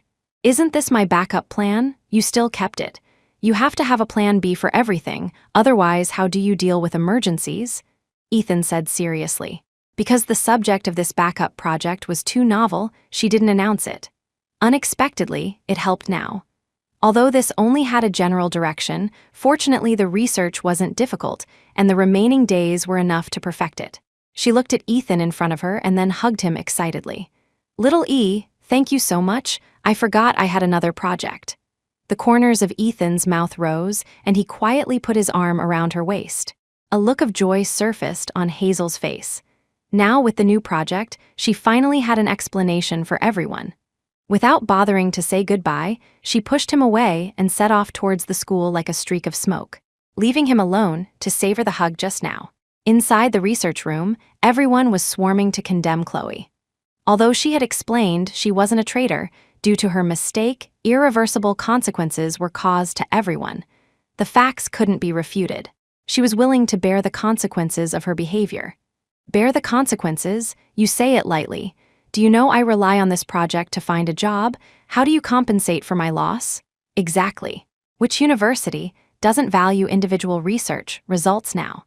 Without the project, how do you expect us to go to better schools? Everyone talked at once, their anger increasing instead of decreasing. Everyone stop and listen to me. Only after Hazel came in did everyone quiet down. Chloe indeed gave others an opportunity to exploit our project due to her own reasons, but we should target those who stole the project results. Hazel displayed the document in her hand to everyone. "I know everyone is anxious now. What I have in my hand is the new project. Later I will send everyone's responsible area to the work group. I hope everyone can complete the project quickly and accurately." Everyone was stunned at first, then burst into excited shouts. No one cared about Chloe's matter anymore. Everyone just felt they were saved. In the following time, everyone raced against time to investigate and organize the project data. Hazel spent all day in the research room, and to make up for her fault, Chloe actively helped everyone do things within her power. As for some important experimental data, she dared not slack off, wishing she could sleep holding it. Finally submitting the materials before the deadline, everyone breathed a sigh of relief. Although this new project wasn't as secure as the previous one, fortunately, its innovation was strong enough. Coupled with everyone's seriousness about the project, Hazel was confident in achieving good results in the final display. Lydia tried every means to seduce Carter these days. After get off work today, she received the sexy lingerie she bought online a few days ago. She knew Carter would inevitably drink when accompanying clients this time. As long as she used some tricks, he would obediently climb into her bed. Most importantly, she wanted to get pregnant with Carter's child as soon as possible. That way Carter would marry her. By that time, even if Hazel came back, no one could replace her position. Lydia changed her clothes early, then sprayed some gardenia-scented perfume on herself. Carter drank a lot with the client. After returning home, Lydia immediately handed him honey water. Then she pulled him into the room. In the ambiguously lit bedroom, Carter felt his blood rush after seeing her outfit clearly. Under the clothes, thin as cicada wings, Lydia's curvaceous figure was faintly visible. She bit her lip lightly, eyes full of what she thought was alluring charm, walked slowly to Carter, and rested her fingers lightly on his shoulder. The familiar scent hit him. He pushed Lydia away abruptly, a flash of disgust and disdain in his eyes. "You doing this only disgusts me more." Lydia froze, the smile on her face instantly stiffened, looking at Carter in disbelief. "I did so much for you, can't I get a trace of affection in return?" Carter looked at her with no emotional fluctuation in his eyes. "You know who I love, and you can never replace her position in my heart." Lydia changed from her usual weakness and glared at Carter. Even exquisite makeup couldn't cover the anger and unwillingness on her face. "Carter, you keep saying you love Hazel, yet you are entangled with me. You were the one who left Hazel to take care of me in the hospital. Dare you say you have no feelings for me at all?" Carter frowned tight, a flash of panic on his face. "I admit I did wrong, and I don't want to continue being wrong." Lydia got more emotional. "What about me? Can't you see everything I did for you? Was I born to be cheap?" Carter's eyes became stern. "What you did was just your wishful thinking. It's better to let go early for the good of both of us." After speaking, Carter turned and left resolutely, leaving Lydia staring at his back in place. Full of expectation turned into anger. "Carter, I gave you everything, yet you dare not want me. I will never allow you to treat me like this." In the following days, Lydia didn't go to work at the company but turned to Carter's rival. Lydia always left a way out for herself. From the first day she entered Carter's company, she paid attention to all the company's partners. She also knew some inside information about the company's recent bidding plans, and she gave this news to the opponent company as a gift for joining. The sudden change interrupted Carter's originally confident plan. Carter immediately thought of Lydia, but before he could find her, something happened to the company again. The rival company exposed scandals of Carter's alcoholism and emotional disputes with multiple women. They even accompanied it with videos and voice calls. Although Carter explained repeatedly that the person inside wasn't him and the voice wasn't his, the opponent claimed this was evidence provided by Carter's secretary. He couldn't imagine this woman being so ruthless, not even caring about her own reputation to frame him. Carter's company began to fall into trouble, stocks plummeted, and partners terminated contracts one after another. People in the company felt his character was bad and submitted resignation letters en masse. And Lydia didn't stop there. She used her social connections to spread negative rumors about Carter's company in the business circle, ruining the reputation of Carter's company. At this time, Carter finally contacted Lydia. In the dim underground parking lot, the yellow lights flickered, elongating the two confronting figures. Carter's eyes were bloodshot, staring straight at the exquisitely made-up Lydia in front of him, as if trying to see through her. "Why?" Carter's voice was hoarse and carried an imperceptible tremor. "Why do you treat me like this? Why destroy my company, destroy everything I have?" Lydia raised her chin slightly, the corners of her mouth curling up in a slightly mocking smile. "Humph, Carter, why ask me now? It's not like I didn't give you a chance before." Carter frowned. Although he never thought about being with Lydia, he didn't expect the situation to be like this today. "Was I not good enough to you? Why retaliate against me like this?" Lydia sneered, the resentment in her eyes no longer concealed. "Good. You have Hazel in your heart, why accept my love? I was ordered around by you, like a toy thrown away when you don't like it. What did you take my feelings for?" In the final analysis, it was his own fault. If his attitude towards feelings for Lydia hadn't been ambiguous, so many things wouldn't have happened. "I feel happy just seeing you're down and out state now." Lydia's face was covered with a triumphant smile. Carter drove aimlessly on the street and unknowingly arrived at Windward Plaza, that abandoned building. Standing on the edge of the building, Carter's eyes were empty. The wind howled, blowing up his messy hair, as if to roll his thin body down with it. His company just went bankrupt, and former glory turned into bubbles overnight. Everyone pushed the responsibility onto him, then sold shares without hesitation and left with their own interests. Carter felt abandoned by the whole world, despair spreading like a tide in his heart. He thought of the kidnapper who fell from here. If he died too, would anyone treat him as a vagrant? After all, he was penniless now, with no one to contact. He took a small step forward. The void under his feet made him dizzy. Death seemed right in front of him, but just as he closed his eyes ready to welcome the fall, he was illuminated by a blinding light in front of his eyes. He turned to look and saw someone seem to be filming something on the opposite building. Didn't they say no one was around here? He was somewhat puzzled. Seeing the filming direction was exactly where he was standing.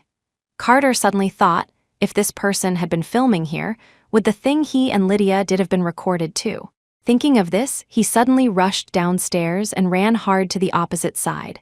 When he found the photographer, he found it was a college student filming here for a course assignment. Carter asked gloomily, "When did you start filming?" "Filmed for a semester, but I'm lazy, usually don't watch it." "Why do you ask?" Carter held the camera with excited expression. The student quickly took the camera back, nervous. "Are you crazy? Why take my camera?" Carter immediately expressed he wanted to buy this camera, but he had no cash and his cards were frozen. He immediately gave his car key to the student. Exchanging a car worth tens of thousands for a camera worth a few thousand, if this wasn't crazy, what was it? But who would refuse such a good deal? Still in that building, the night wind was a bit cold. The dim light flickered uncertainly, shadows dancing in the corner. Carter crossed his arms, eyes cold and sharp, staring straight at Lydia opposite. He held a video camera tightly in his hand, which contained criminal evidence enough to doom her eternally. Lydia pretended to be calm, but her trembling lips still exposed her inner fear.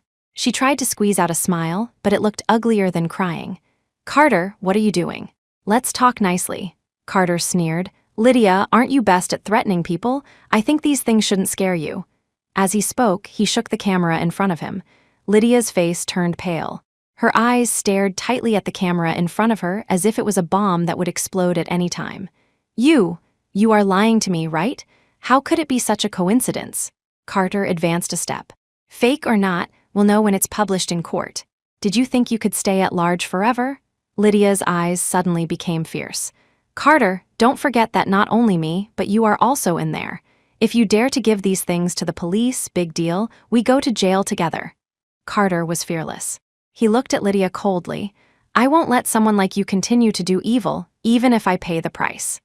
Inside the abandoned building, the atmosphere was tense. Lydia was completely enraged by Carter's tough attitude. Her eyes instantly filled with bloodshot lines, reason swallowed by crazy killing intent. She was like a mad lioness, suddenly pulling out a dagger from her waist. The cold light flickered with the breath of death under the dim light. She rushed towards Carter desperately, roaring. "Go to hell!" Carter was prepared and dodged sideways agilely. Lydia missed and fell to the ground due to excessive force. But she got up quickly, turned, and rushed madly at Carter again, the dagger in her hand dancing in the air. While dodging, Carter shouted loudly, "I've already called the police." "It's not too late for you to stop now," however, Lydia couldn't listen to anything at this moment. There was only one thought in her heart: kill him. Just as she waved the knife to stab Carter again, police sirens approached from far to near. She froze in horror for a moment. This moment of hesitation gave Carter a chance. He kicked Lydia's wrist hard, and the dagger fell to the ground with a clang. The police rushed into the building quickly and subdued Lydia. Lydia struggled desperately, but to no avail. She glared at Carter viciously and hissed. "You calculated me." Carter looked at the detained Lydia, with no pity in his eyes.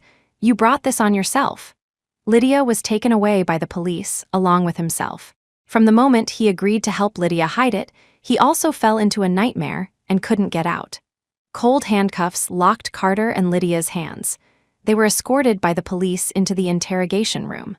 On the day of the exhibition, Hazel's group originally won second place. The first place was exactly the group that plagiarized their project. However, through the judge's observation, it was found that there were problems with that group's data, and their results were canceled.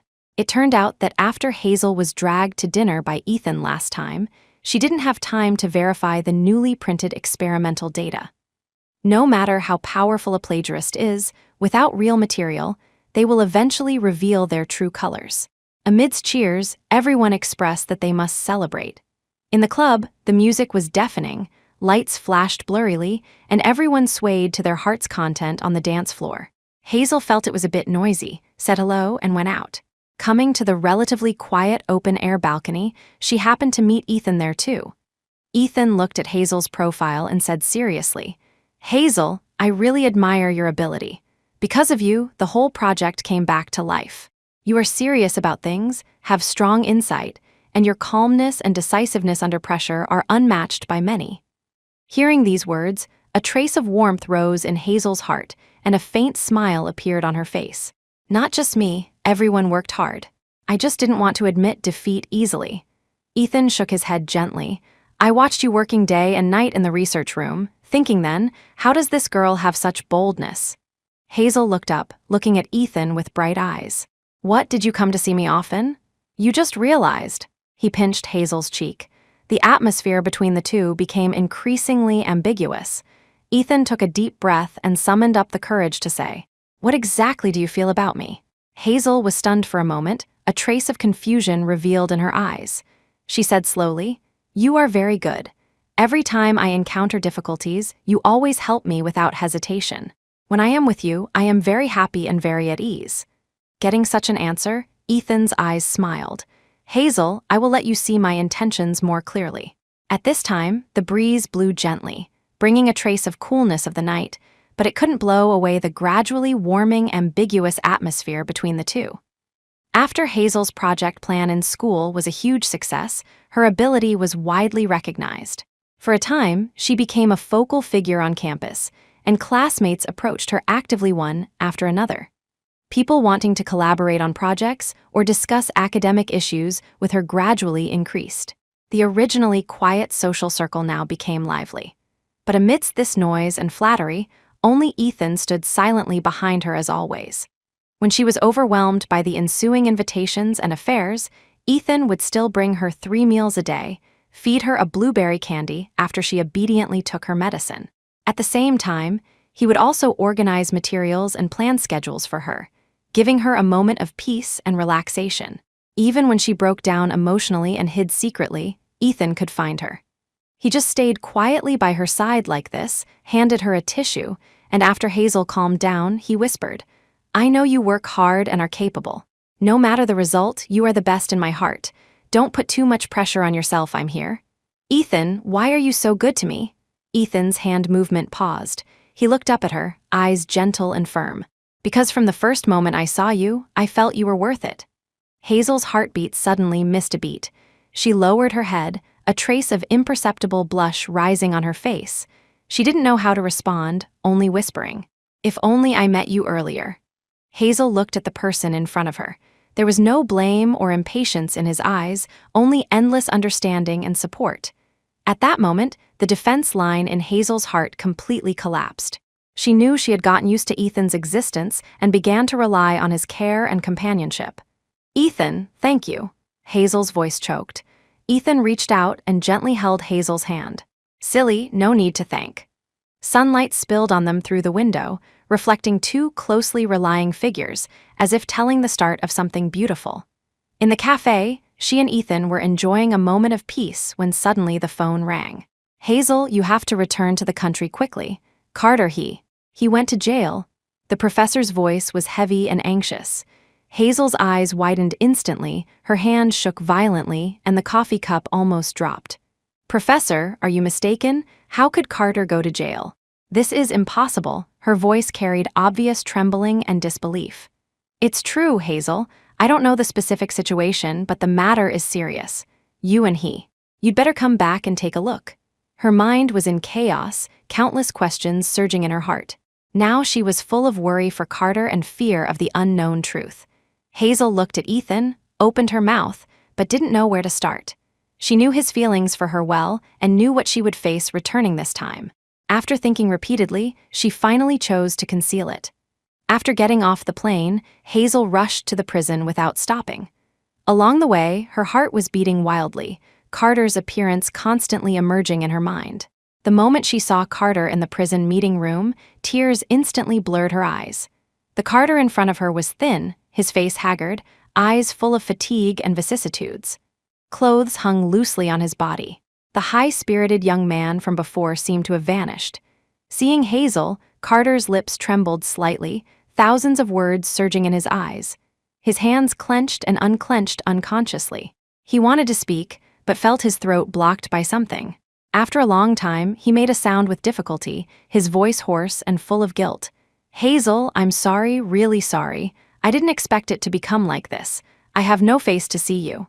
Looking at his current appearance, the past dissipated immediately.